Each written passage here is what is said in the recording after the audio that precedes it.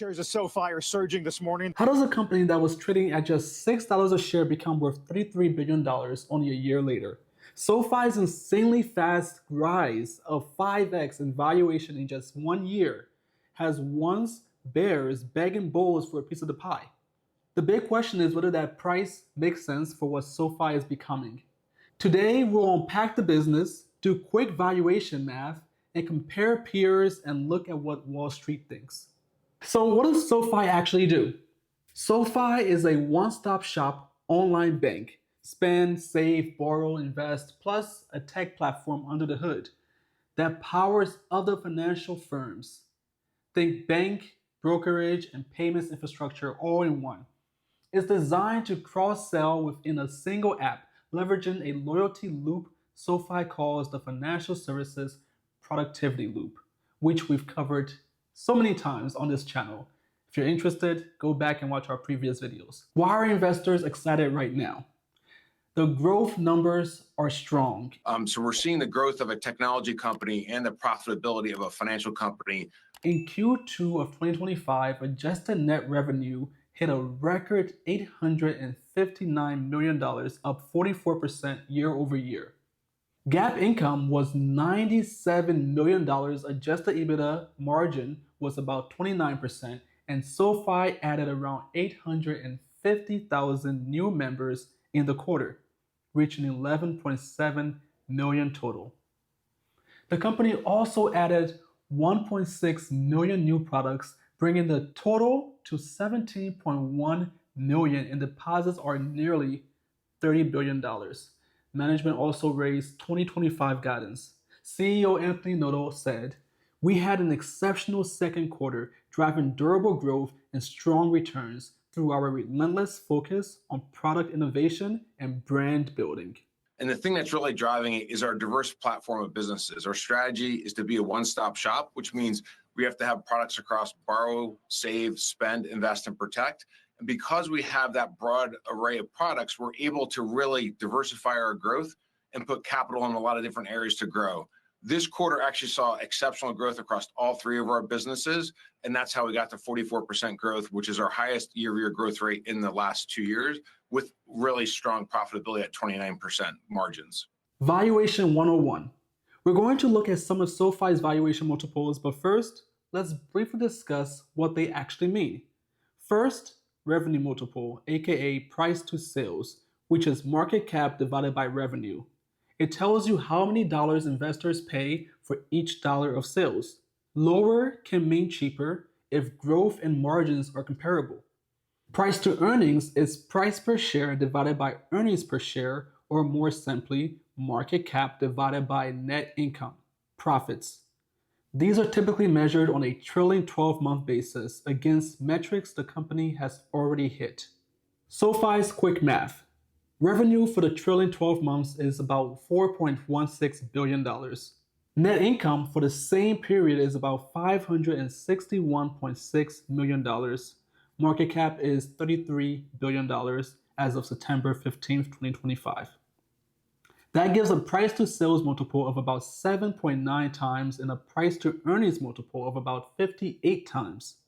The picture is clear. SoFi is a high growth fintech bank trading at a premium to traditional banks, which are valued at much lower multiples due to their lower pace of growth.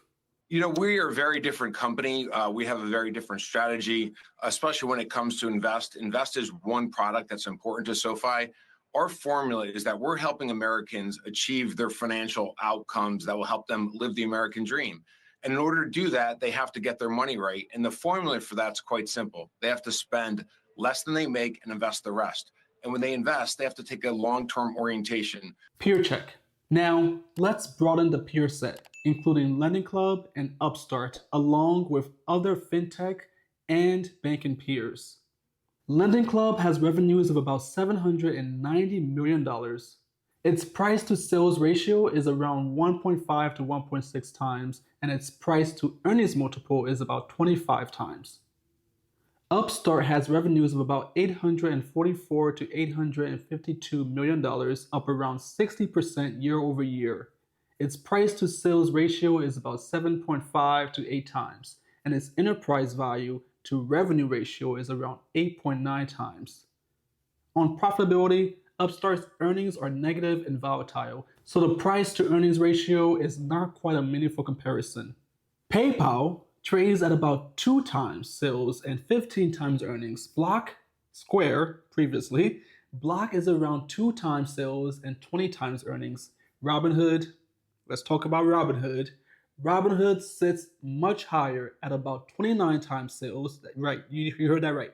29 times sales and 58 to 77 times earnings.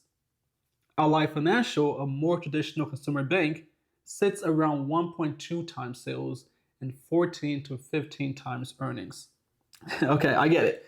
Those were a lot of numbers. Some may even argue mumbo jumbo. So here's what it all actually means if you're considering investing in SoFi. SoFi's 7 to 10 times sales multiple and 50 to 60 times earnings multiple puts it well above bank peers, closer to high growth fintech multiples, and still below Robinhood's extreme price to sales premium. Compared to LendingClub, SoFi looks very expensive on sales, but may earn that premium through scale, growth, and mix of products, which grants it greater optionality and decreases investor risk. Compared to Upstart, SoFi's sales multiple is similar, but SoFi has consistent profitability while Upstart does not. What analysts are saying?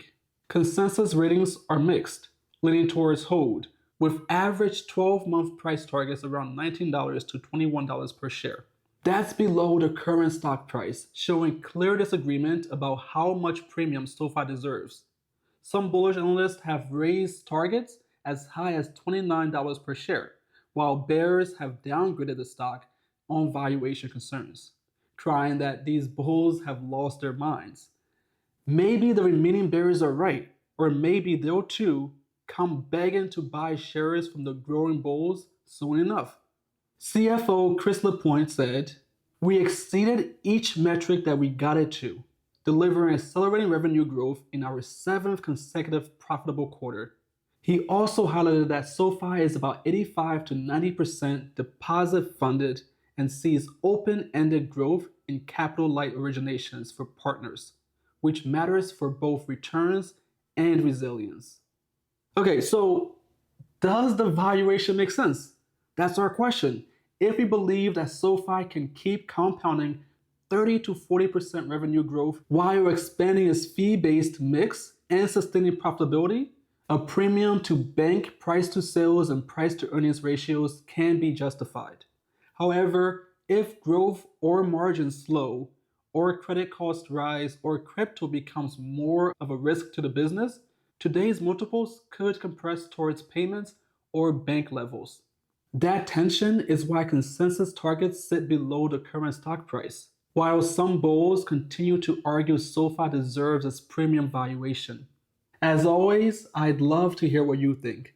Let me know in the comments below if you agree with the bulls or are waiting for this stock to come crashing back down as it once did when it fell as low as $4 per share. Thanks for watching. I'm Lincoln with bullacademy.org. Thank you again, and I'll see you in the next one.